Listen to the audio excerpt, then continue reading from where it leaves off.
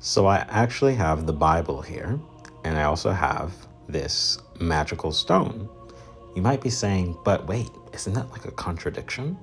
So yeah, let's check out the so-called contradiction. So we're going to look at Proverbs chapter 17, verse 8, right? And this is what it says, all right? A bribe is like a magic stone in the eyes of those who give it. Wherever they turn, they prosper. Interesting. A magic stone that helps you to prosper wherever you turn. Now, this is actually a Catholic translation of the Bible and NRSV. And I'm going to show you the King James Version. And this is what it says in Proverbs chapter 17, verse 8, right? A gift is a precious stone in the eyes of him that hath it. Whithersoever it turneth, it prospereth. Very interesting. So you will prosper whichever way you turn it or wherever you go with it, right? Now, some translations actually like NIV and something similar called NLV and a few others, they actually leave it out. Good News Translation, like they don't want you to know that there's this magical stone. Now it's interesting because the one of the Dewey Rheims version actually calls it a jewel. Other translations, they'll say that it was a charmed stone.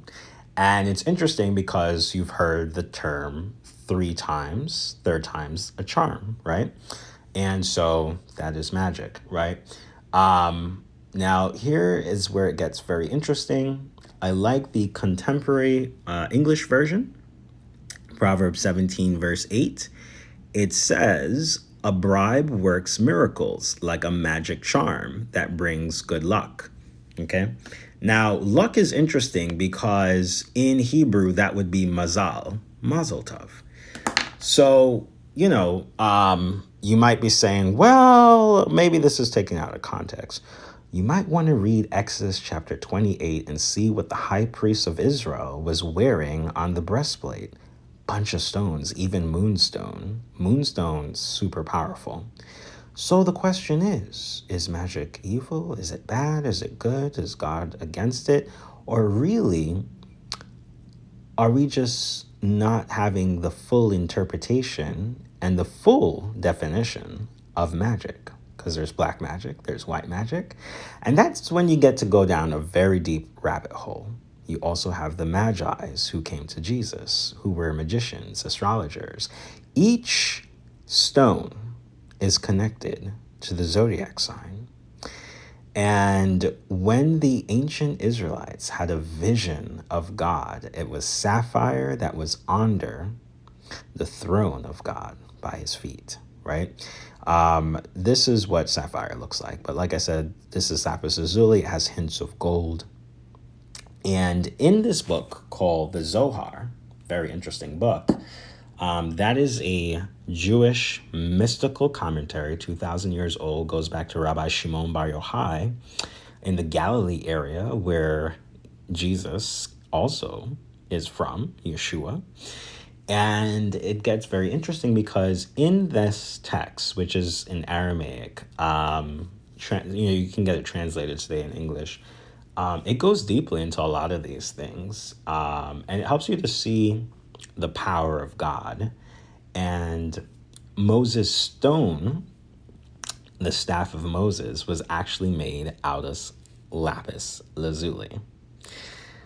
And it gets even more interesting. I remember the first time I looked up in the book on what lapis lazuli can do, and it helps you to connect with the higher realms, sapphire and lapis lazuli, the higher realms as in heaven. But also if you feel like you have a hard time speaking your truth, so to speak, is how the modern people would say, this would help you to voice that out, right? And Moses actually had a speech impediment.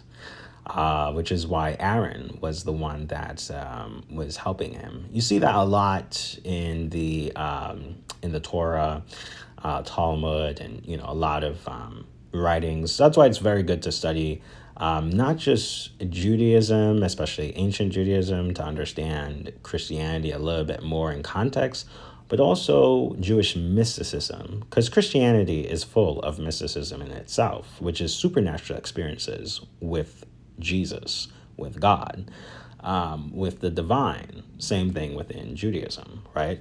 So very, very interesting. Now, this is something that is hidden, occult means hidden, not evil. And it's interesting because in Christianity, there is occulticness going on because it's so hidden. It's like literally right there, but people they can't see it. They're actually using certain methods, but this is a very superior, method that they're using because it goes back to God. And power in the wrong hands is damaging. I can understand why this information is so hidden, but also necessary in order to fight the oppressor and the evil forces at bay. So anyhow, I thought I'd just share that with you. Exodus chapter 28, definitely check that out. Okay? And just read that chapter. And once you get to those stones, look up every single stone and its magical use. Enjoy. God bless.